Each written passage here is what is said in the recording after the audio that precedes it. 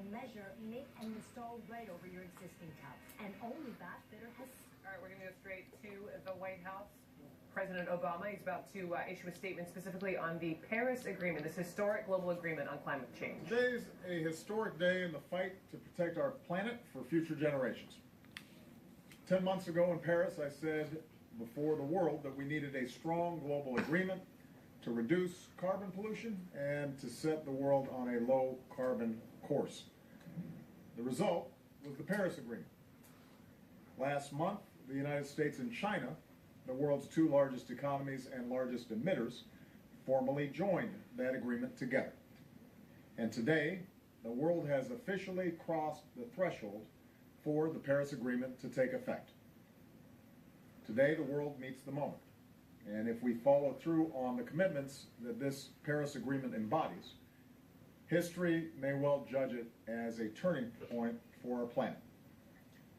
Of course, it took a long time to reach this day. One of the reasons I ran for this office was to make America a leader in this mission. And over the past 8 years, we've done just that. In 2009, we salvaged a chaotic climate summit in Copenhagen, establishing the principle that all nations have a role to play in combating climate change. And at home, we led by example, with historic investments in growing industries like wind and solar that created a steady stream of new jobs. We set the first ever nationwide standards to limit the amount of carbon pollution that power plants can dump into the air our children breathe. From the cars and trucks we drive to the homes and businesses in which we live and work, we've changed fundamentally the way we consume energy. Now keep in mind, the skeptics said these actions would kill jobs. And instead we saw, even as we were bringing down these carbon levels, the longest streak of job creation in American history. We drove economic output to new highs, and we drove our carbon pollution to its lowest levels in 2 decades.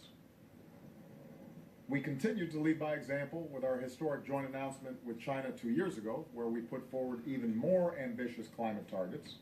And that achievement encouraged dozens of other countries to set more ambitious climate targets of their own. And that in turn paved the way for our success in Paris. The idea that no nation, not even one as powerful as ours, can solve this challenge alone. All of us have to solve it together. Now, the Paris Agreement alone will not solve the climate crisis.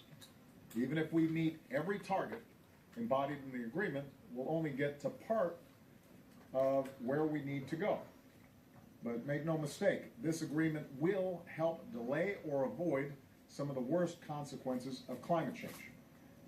It will help other nations ratchet down their dangerous carbon emissions over time and set bolder targets as technology advances, all under a strong system of transparency that allows each nation to evaluate the progress of all other nations. And by sending a signal that this is going to be our future, a clean energy future, it opens up the floodgates for businesses and scientists and engineers to unleash high-tech, low-carbon investment and innovation at a scale that we've never seen before. So this gives us the best possible shot to save the one planet we've got. I know diplomacy can be easy and progress on the world stage can sometimes be slow. But together with steady, persistent effort, with strong, principled American leadership, with optimism and faith and hope, we're proving that it is possible. And I want to embarrass my senior advisor, Brian Deese, who's standing right over there, because he worked tirelessly to make this deal possible. He and John Kerry, Gina McCarthy at the EPA, everybody on their teams have done an extraordinary job to get us to this point. And America should be as proud of them as I am of them. And I also want to thank the people of every nation that has moved quickly to bring the Paris Agreement into force.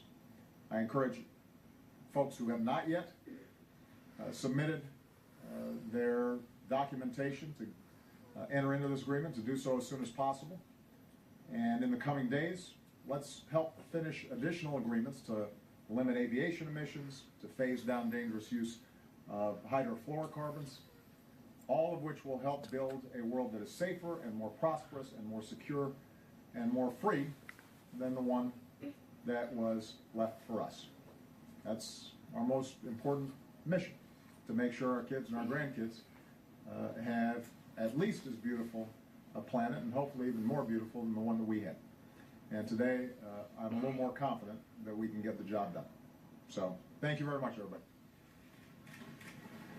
All right, so obviously this is a huge, huge deal for the president. This issue, climate change, really a legacy issue for him as his months in office in the West Wing are waning. He's talking about this Paris Agreement. This is a global agreement. It was back in December of 2015. Almost 200 nations kind of got together. They agreed